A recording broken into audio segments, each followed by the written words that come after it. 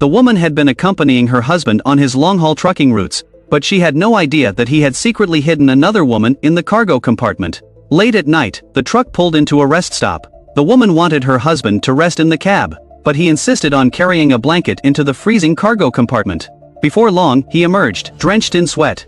The woman walked over and tried to open the cargo door to check inside. Her husband immediately rushed forward and shoved her aside, shouting that the cargo was valuable and absolutely must not be opened. The next day at noon, the woman was cooking by the roadside and had packed 2 lunchboxes full of food. Her husband picked up the lunchboxes and started heading toward the cargo hold again.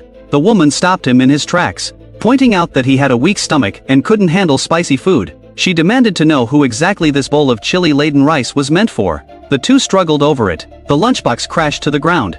The husband flew into a rage and roared. The woman had no choice but to step back, bow her head, and apologize. The truck continued on its way. Sitting in the passenger seat, the woman clearly heard loud banging sounds coming from the cargo compartment. But the husband insisted he hadn't heard a thing, and refused to stop and check. When the truck arrived at the unloading warehouse, the husband deliberately sent the woman away to check the front tires. The woman tapped the tire and found nothing wrong. She immediately walked around to the back of the truck. Just then, the workers had finished unloading a few items. There was clearly still an empty space deep inside the cargo area, but the husband blocked her, refusing to let them load any more. The woman walked straight up to him, grabbed the door handle, and pulled hard. The husband lunged forward, shoving her violently against the cargo door, and clamped both hands tightly around her neck. Just as the two were struggling violently, a pair of black stockings fell out of the husband's pocket. The woman picked up the stockings from the ground, stared intently at her husband, and angrily confronted him.